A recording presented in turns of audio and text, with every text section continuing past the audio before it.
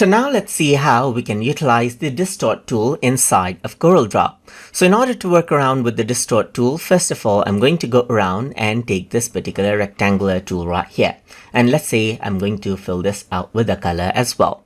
So now what I'm going to do is I'm going to go around and utilize the Distort tool to distort this shape out.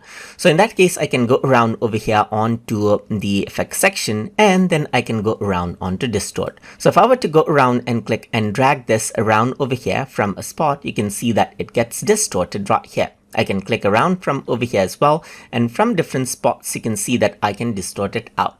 So there are different distort options, as you can see right here. Like there's zipper distortion right here, so you can go around and pull it out, and then you get a distortion just like that.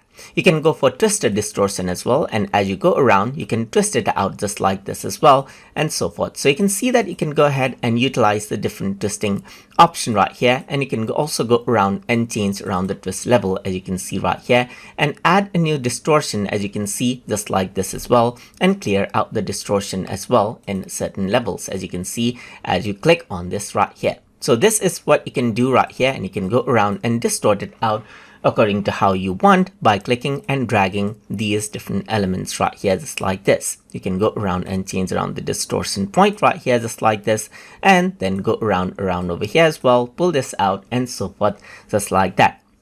And that is how you can go ahead and utilize the Distort tool inside of Corel Draw. So I hope you guys learned something as always, and as always, please like, comment, share and subscribe.